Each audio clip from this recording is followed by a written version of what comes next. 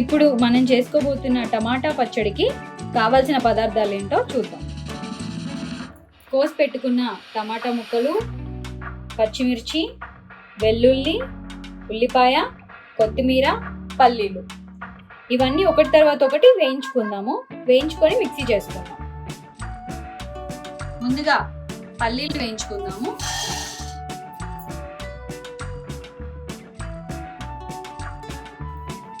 ఇలా వేయించుకున్న పల్లీలను తీసి పక్కన పెట్టుకుందాము.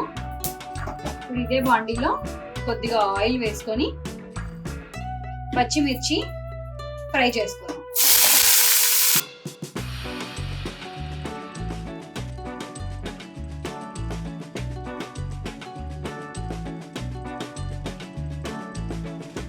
ఇది బాగా వేగనివ్వాలి. ఇప్పుడు మనం వేయించుకున్న పచ్చిమిర్చిలోనే కొద్దిగా ఉల్లిపాయలు, కొద్దిగా జీలకర్ర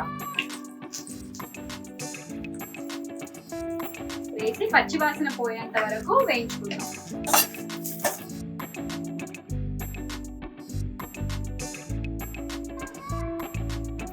ఇందులో కొంచెం కొత్తిమీర వేసుకుందాం.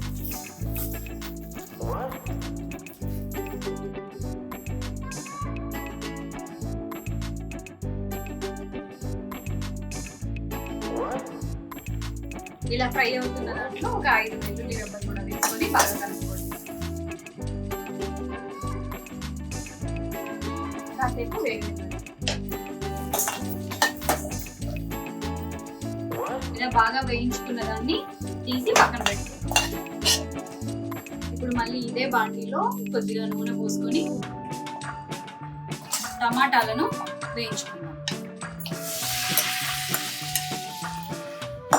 టమాటా ముక్కలు బాగా వేగి ఉడికేదాకా వేయించుకోండి.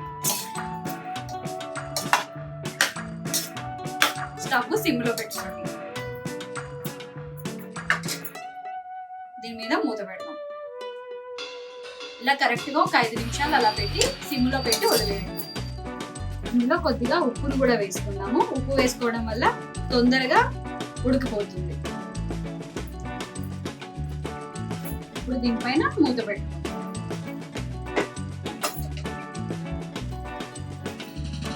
ఇలా బాగా ఉడికిన తర్వాత టమాటాలు ఇలా ఉంటాయండి. ఇప్పుడు స్టవ్ ఆఫ్ చేసుకొని కొంచెం చల్లారనిద్దాము. చల్లారనిచ్చిన తర్వాత మనం ముందుగా వేయించి పెట్టుకున్న పల్లీలు, పచ్చిమిర్చి, ఉల్లిపాయ అవన్నిటితో పాటు ఇది కూడా కలిపి మిక్సీ పట్టుకుందాము. ఇది కొంచెం చల్లారని ఇలా వేయించి పెట్టుకున్న టమాటా ముక్కలు, పచ్చిమిర్చి, ఉల్లిపాయ, వెల్లుల్లి, ఇంకా పల్లీలు ఇవన్నీ మనం వేయించి పెట్టుకున్నాం కదా, అవన్నీ కలిపి గ్రైండ్ చేసుకొని ఇలా మెత్తగా గ్రైండ్ చేసుకొని పెట్టుకోండి. ఇప్పుడు దీంట్లోకి పోపుని వేసుకున్నాము.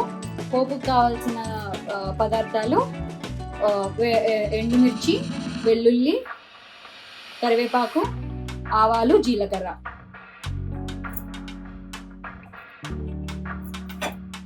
ఇప్పుడు నూనె వేడి చేసుకున్నాము.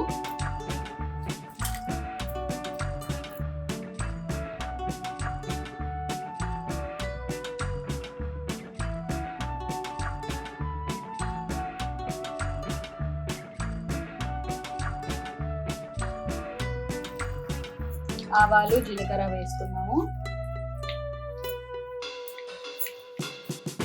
కొంచెం కలుపుకొని వెల్లుల్లి కూడా వేసుకోండి.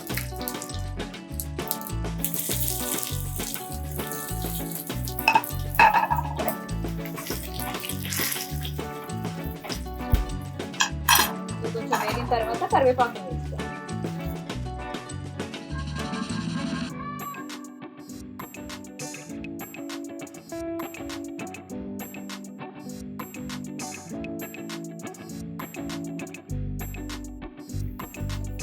ఇలా వేయించుకున్న పోపుని ఇప్పుడు పచ్చడిలో కలుపుకోండి.